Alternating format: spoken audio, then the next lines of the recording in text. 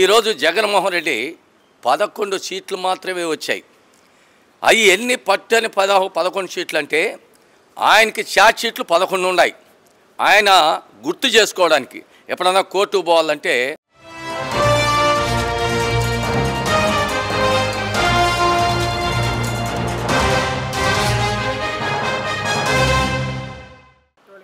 మీ పేరు?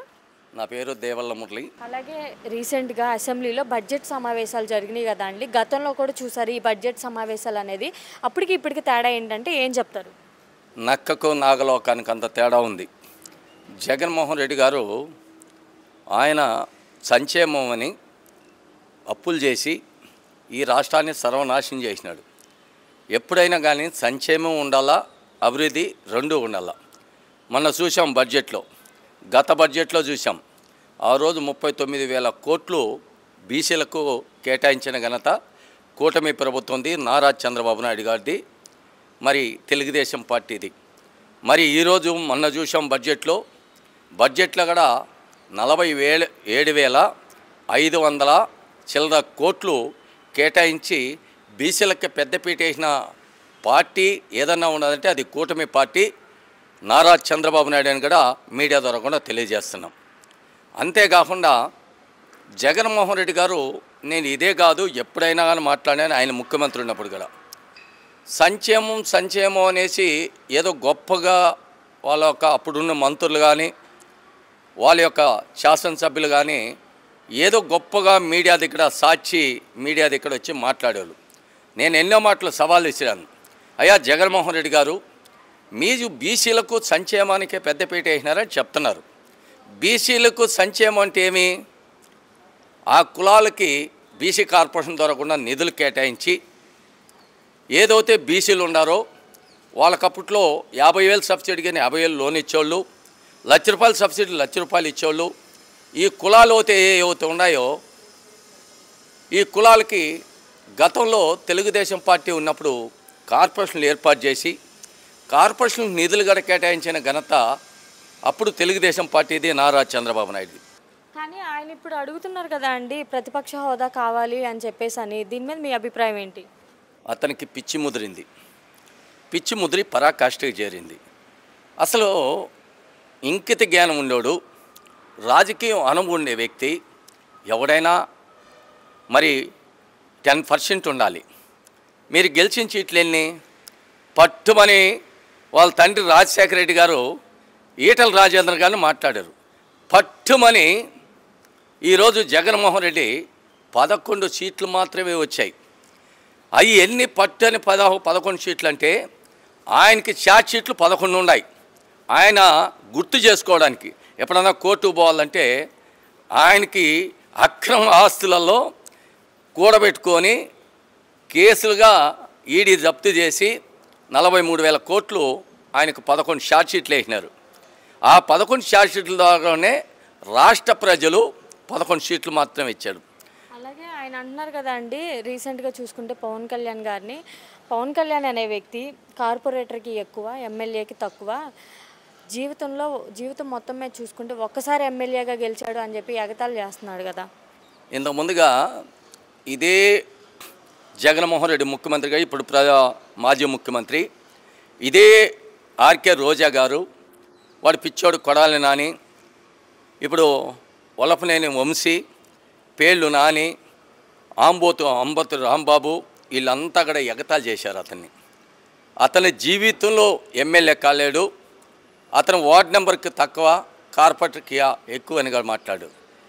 ఆయన దిమ్మ తిరిగి మైండ్ బ్లాక్ అయింది. ఆయన కొడితే ఆయన 21 సీట్లు తీసుకుంటే 21 సీట్లలో కూడా గెలిచి వైఎస్ఆర్ పార్టీకి దిమ్మ తిరిగి మైండ్ బ్లాక్ అయ్యేట్టుగా ఈ రాష్ట్ర ప్రజలు తీర్పిచ్చారు. ఇంకా చిగ్గులేదా మీకు మాట్లాడేకి?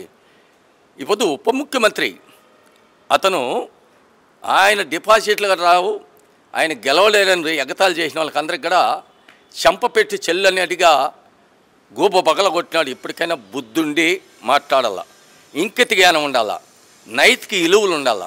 మాట్లాడేప్పుడు ఏది పడితే అది మాట్లాడేది కాదు. మేము కూడా మాట్లాడేది సంస్కారంతో మాట్లాడాలి. ఎట్లా పడితే అసలు కుటుంబం జోలికి వెళ్ళారు.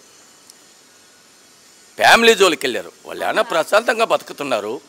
ఆ రోజన్నా నేను అడుగుతున్నా, ఈరోజు జగన్మోహన్ రెడ్డి పదే పదే పిల్లలు మార్చినంత మాత్రాన రాజకీయాలు మార్చేయని మాట్లాడాడు. అసలు నీకు మానవత్వం ఉన్నోడు అయితే మాట్లాడు.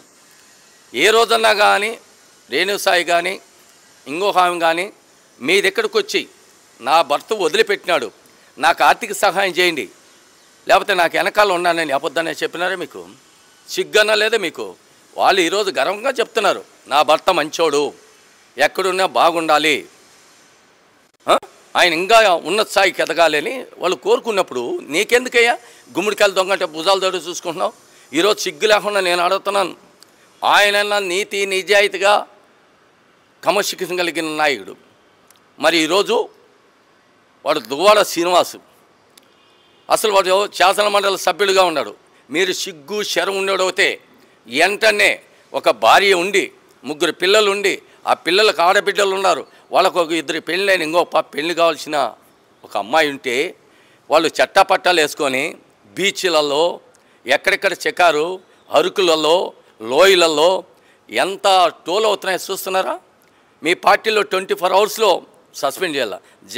పవన్ కళ్యాణ్ అంటావా, నిన్న ఒక ఇష్యూ తిరుపతిలో అతను రాయల్ కిరణ్ ఏదో చిన్న ఇష్యూ వస్తే వెంటనే సోకస్ నోట్ ఇచ్చి ఆయన్ని మరి నీ యొక్క అభిప్రాయాన్ని తెలియజేయమని చెప్పిన ఏకైక నాయకుడు. మరి మీకైతే ఏది మంచి ప్రభుత్వం అంటారు, గత 5 సంవత్సరాల ఇప్పుడా?